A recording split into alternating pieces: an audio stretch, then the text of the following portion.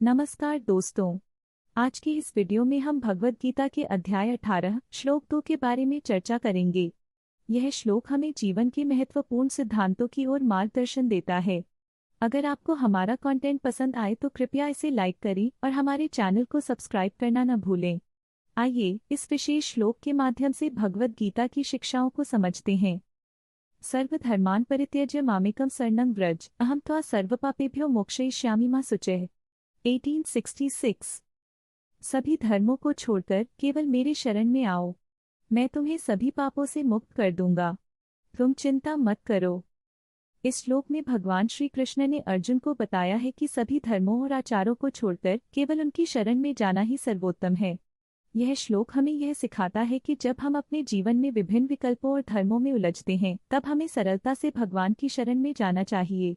जब हम सच्चे मन से उनकी शरण में आते हैं तो वह हमारे सभी पापों को क्षमा कर देते हैं।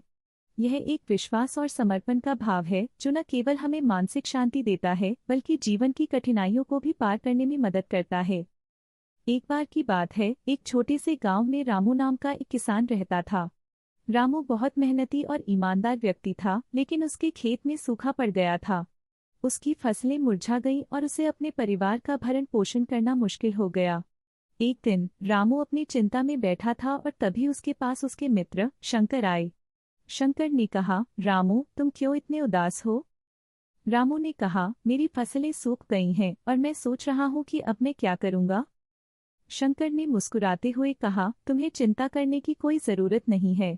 भगवद गीता में कहा गया है, सर्वधर्मान् परित्यज्य मामेकं शरणं व्रज। इसका मतलब है कि सभी धर्मों को छोड़कर केवल भगवान की शरण में जाओ।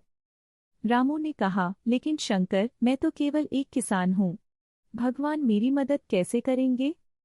शंकर ने कहा, भगवान सभी की सहायता करते हैं, बस तुम्हें विश्वास रखना होगा। रामू ने शंकर की बात मानी और भगवान से प्रार्थना की, हे भगवान मेरी मदद करो।